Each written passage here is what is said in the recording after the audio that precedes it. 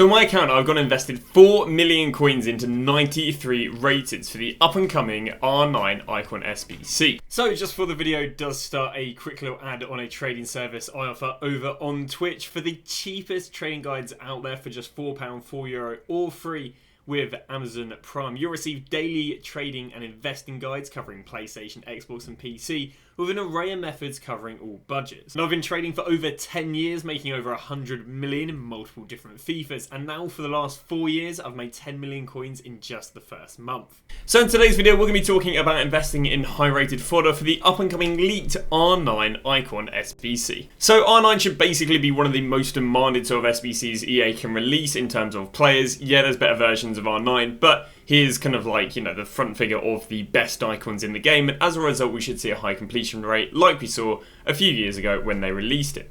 Now EA's released a lot of top end SBCs, so far requiring up to a 91 rated team, but because we're 14 the seasons in, I think they might up it to a 92 for the likes of R9. Now if we look at the price of Ronaldo, I believe he's coming in at about 3 to 4 million when I was looking at him the other day. There you go, just sub 3 million. He's dropped a little bit with his icon being leaked, but there you go, it was 3.2 million. So he's going to be a very, very expensive SBC, and as a result of him being a very expensive SBC, they should be requiring some high-rated teams. So if we go look at other Icon SBCs that have been released recently that are kind of close to his price, we've got ourselves Ferdinand, who was released at 1.7 million. We've got ourselves Ronaldinho, who was released at 1.5 million. But the thing with R9 is he is generally double the price of the most expensive Icon release so far. Now, with the Rio Ferdinand SBC, basically he required 1, 2 91 rated and then 3 90 rated. Then we look at the Ronaldinho recently, and Ronaldinho recently really required no 91 rateds, but he required 4 90 rateds. So in my opinion, when they drop this Ronaldo, he is going to go and require 92 and 91 rated squads, which is basically where the investment is going to be. Now, he should rise anything, I'd say 90 plus. Which is basically the investment's going to cover. But yeah, the higher the rating, the better I think it is. Now, if we go and look at what the requirements are, or the cheapest way to go and build a 91 rated squad, the cheapest way to go and build a 91 rated squad is by using 93s, 92s, and 91s. Well, the interesting thing, or where the investing comes here, is some of these guys aren't in packs. As a result of them not being in packs, but being in literally the cheapest solution, what should happen is these cards should rise and rise and rise and rise as they become rarer and rarer and rarer.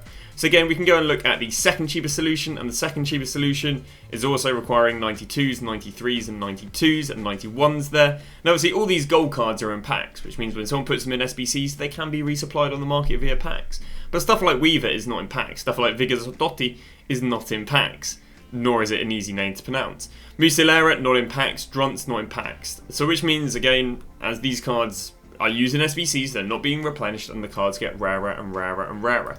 Now, out of interest, if we go look at a 90 rated squad, we also see the same sort of thing popping in right here.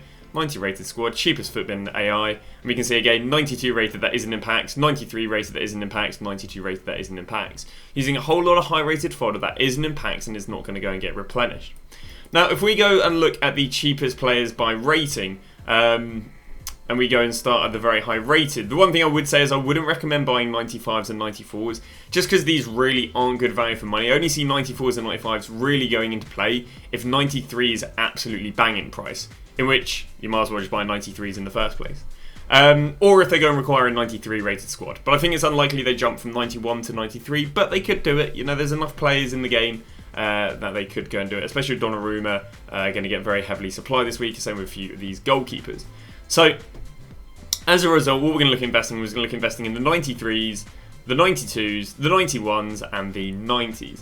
Now, the what's it called? The SBC is likely to come out, I'd even say today, on the Saturday. The interesting thing is that the rest of the world is in packs for 1 day and 8 hours. And obviously, other than that in packs, we've got the Ligue 1 and we've got the Ligue 1 women's team. Which means I'd hold off buying the Ligue 1 team. I'd hold off buying the Ligue 1 women's team, because again, these cards are actively in packs. I'd hold off buying gold cards there in packs. And I would hold off buying the mixed team too, but I don't think they're quite as bad as, you know, we could go and buy Benzema, who's currently in packs. Or we can go and buy, I don't know if there is a 90 rated in the rest of the world. who would be a good example here? Maybe something like, you could go and buy De Bruyne, or you can go and buy Vertonghen, but because Vertonghen's going out of packs in 24 hours, he's probably a little bit better than De Bruyne, but I don't think Vertonghen's better than Weaver, who's not been in packs for weeks, and as a result should start becoming rarer and rarer and rarer, and more expensive, as she doesn't get resupplied but used in top-end SBCs. So the investments that I recommend going for are going to be for the 93s. I wouldn't recommend going with Hegerberg because she's in packs, but I would recommend going with Vigor Dosotti. The nice thing about this is she is generally being used in the cheapest 91 solutions, and the next cheapest team of the season is 8k more, which is generally the reason why I've gone and invested so far. I think it's about 5 million coins into this card. So I do believe, especially for someone on a very high budget, this is the best thing for me to go and buy, because again, buying loads of 30k players is way more time efficient than me buying loads of 20k players. Although saying that, we have been outbid quite heavily right there. So that is the investment I've gone very heavily on. But there are plenty of other players you can go and buy. 92s again I think are good. Kouassi obviously is out of packs because Bundesliga. Druntz is out of packs. You saw these players being used in solutions all over the shop. Muslera out of packs. Donnarumma out of packs. Although the one thing I would say is if Donnarumma is 28 and these guys are 25, don't go and buy Donnarumma at 28 because they should just all rise to about the same price. They should all rise to the same price, apart from they'll all be a little bit more expensive than someone like Matteo, who is currently in packs. 91s, again, these two are like second tier investments, but it'd be better to go for Weaver, who's not currently in packs. Better to go Krumbiegel, who isn't currently in packs. But tier 2, in terms of they go out of packs in 24 hours, so a bit better than stuff that's going to stay in packs forever, would be Vertonghen and Davies. But obviously Schmick is in packs at the moment, same with Bentalab. Now obviously if any of these cards just randomly drop down to the price of the fodder, you can go and buy them, but obviously at the current point they are not.